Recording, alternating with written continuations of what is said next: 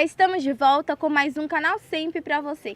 E agora vamos conferir o que o pessoal falou sobre a APA. Aliás, você sabe o que é APA, Tamires? Mais ou menos, viu? A APA é a Área de Preservação Ambiental. Mas vamos ver o vídeo logo, que a gente vai aprender direitinho que trem é esse de APA. Demorou, então roda o VT.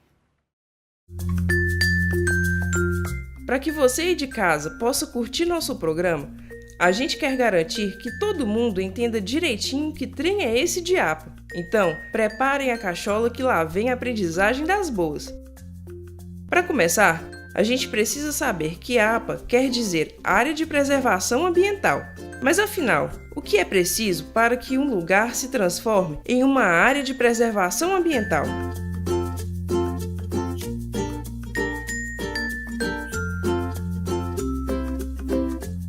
Então, para que um lugar se transforme em área de preservação ambiental, existem alguns critérios. E para explicar direitinho, vamos pegar o exemplo mais próximo de nós, que é a APA Chapada do Lagoão.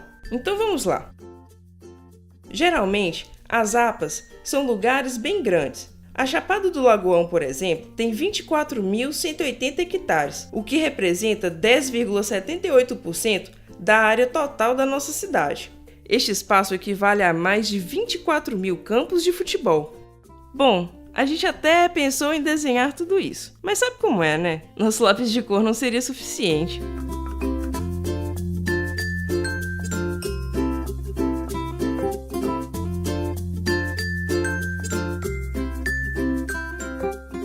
Outra coisa que a APA deve ter é uma diversidade biológica, com várias espécies nativas de fauna e flora. Na Chapada, nós temos algumas espécies de animais como meleto, raposa, catitu, tatu, veado, codorna, jacu e zabelê.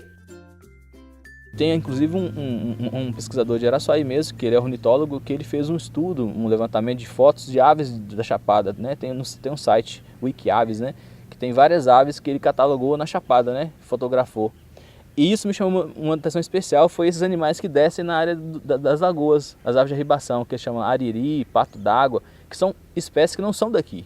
Elas só passam por aqui, quando tem água elas ficam um tempo, se alimentam, se fortalecem, aí elas seguem caminho. É uma curiosidade minha, de onde é que elas vêm, para onde é que elas estão indo.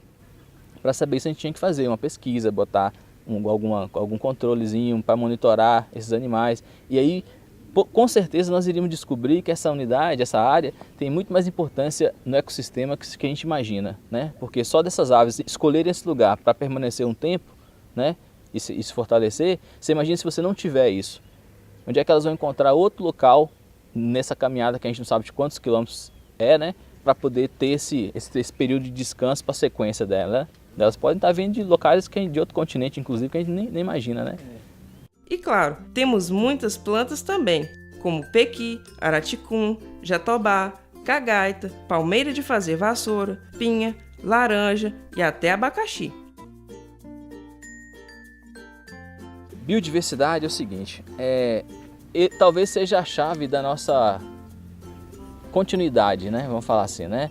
Existe uma máxima na biologia que fala o seguinte, que é na diversidade é que você tem a estabilidade, né? Quanto mais diverso, mais estável é. Então, se você tiver um ambiente com uma coisa só, vamos pegar um monocultivo, essa área vai ter uma facilidade maior de sofrer com degradação, com um ataque de praga, então com as intempéries. Quando eu falo isso do ponto de vista hoje de aquecimento do planeta, né, da necessidade de adaptação das plantas, mais um motivo, né? Eu preciso ter vários indivíduos diferentes, de espécies diferentes, para eu ter chance de, no meio dessa grande diversidade genética, eu vou ter informações para poder adaptar a cada situação que vai sendo colocada. Então, essa região aqui, isso é uma coisa fantástica, porque nós não estamos falando só de um bioma, nós estamos falando de um bioma que tem transição com mais outros 2 biomas. Então, se a Mata Atlântica, por exemplo, já é um bioma de grande diversidade, quando ela tensiona com a caatinga e com o cerrado, você cria aí espécies e indivíduos com muito mais, vamos dizer assim, tem muito mais força, com diferença, questão de tensão ali, brigando, né? E tudo isso sem contar seus recursos naturais. Na Chapada estão catalogadas 139 nascentes e a maioria delas estão protegidas pelo cercamento de nascente, uma ação que teve a colaboração do Ara Sempre. Outro critério de uma área de preservação ambiental é a existência de locais onde vivem algumas pessoas. Aqui, por exemplo, existem algumas comunidades que fazem parte do território da APA da Chapada do Lagoão. E sabe quais são? A gente te conta. Giral, Igrejinha, São Vicente, Corguinho, Barrigudo do Meio e Barrigudo de Cima, Quatis, Córrego do Narciso de Baixo e Córrego do Narciso do Meio, São Pedro do Córrego do Narciso, Tesouros de Cima, Neves e São José das Neves. Em nossa APA residem cerca de 400 famílias, um total de aproximadamente 2.000 pessoas. Bom, tudo isso faz parte de uma área de preservação ambiental. Deu para entender? O Brasil ele tem uma estrutura, né, que chama Sistema Nacional de Unidade de Conservação, que é uma estratégia que o governo brasileiro ao longo do tempo fez para poder conservar algumas áreas, né? Existe uma intenção de se conservar aproximadamente 10% do território nacional em unidade de conservação, de vários tipos, né? E dentro desse Sistema Nacional de Unidade de Conservação, você tem as unidades de conservação de uso restrito, né, que são aquelas mais fechadas, que são orientadas mais para pesquisa e tal, que a gente tem uma aqui no Jequitinhonha, que é lá na Mata Escura, um exemplo dela. E aqui a APA é uma das outras formas de conservação que a gente chama dentro da categoria de uso gestionável, né? Que é um uso sustentável, né?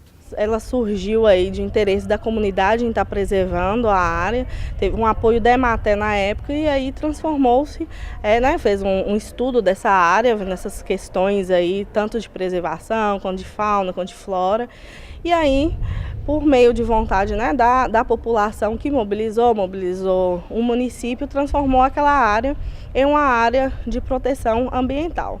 Para você criar uma unidade de conservação, você tem que ter um motivo forte, né?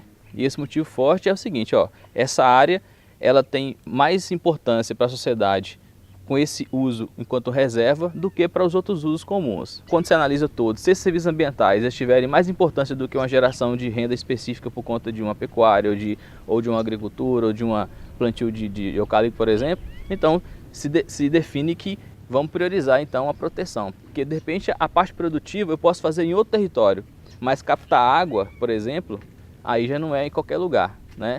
Tem APAs estaduais que geralmente, né, parte do interesse do Estado, assim como tem as reservas que parte do interesse federal e também, às vezes, algumas têm essa característica também de luta da população. Inclusive, esse é um dos motivos pelo qual se justificou a criação da unidade de conservação, né? Por ser uma área elevada, uma área de 24.000 hectares, né, praticamente de área, é uma área que tem uma alta capacidade de captação de água, né? E essas águas, pela dimensão dessa grande mesa, né, essa mesa um pouco inclinada, e pelas dimensões grandes, ela consegue concentrar dentro dela algumas grandes bacias, pequenas bacias que a gente chama de lagoas, né? Então, no total, a estimativa é que sejam 7 ou 8 lagoas, por isso o nome Lagoão, né? Porque tem uma delas que é grande o suficiente para dar esse nome, né? A questão do uso agroextrativista, né, de poder acessar os produtos de extrativismo, piqui, que são nativos, então é direito das pessoas irem lá acessar. A questão das plantas medicinais, né, que são plantas do cerrado que têm finalidade medicinal, das pessoas poderem acessar essa planta, né? E vem a questão também da beleza cênica, que é a beleza da própria paisagem, né?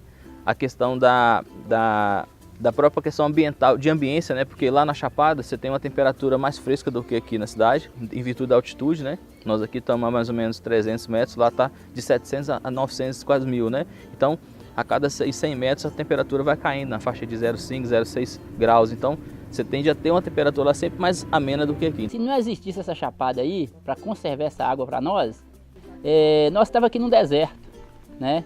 Ou talvez não tinha mais ninguém, porque essa caixa d'água ela sustenta as comunidades tá todas na borda dessa chapada. A cidade também ela sustenta, porque ela que vai fortalecer aí os lençóis freáticos. Ultimamente com o desmatamento e a falta de chuva e tal, vem de uns 15 anos para cá, a Chapada Lagoão, o próprio lagoão vem secando bastante, passando um longo período de seca. Então isso prejudica, acaba secando todas as nascentes que tem próximo. Esse já é uma perda muito grande para as famílias que moram ao entorno da Chapada Lagoão.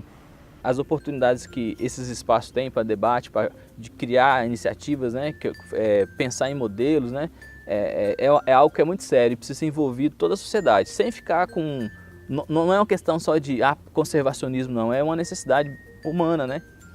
E se a gente não trouxer para o debate urbano, né, essa discussão, fica difícil, porque o urbano é a maior parte da população e tem um poder de influência muito grande, porque é quem mais consome, né, e quem pode ter influência política, quem tem influência nas decisões empresariais, né, organizativas, né. Tô começando a entender melhor sobre a área de preservação ambiental. E você? Sim, eu tô adorando. Engraçado que a gente nem imagina o quanto esse tipo de coisa é importante, né? Então vamos logo pro intervalo, que logo depois tem muito mais coisa pra gente aprender. Daqui a pouco estamos de volta.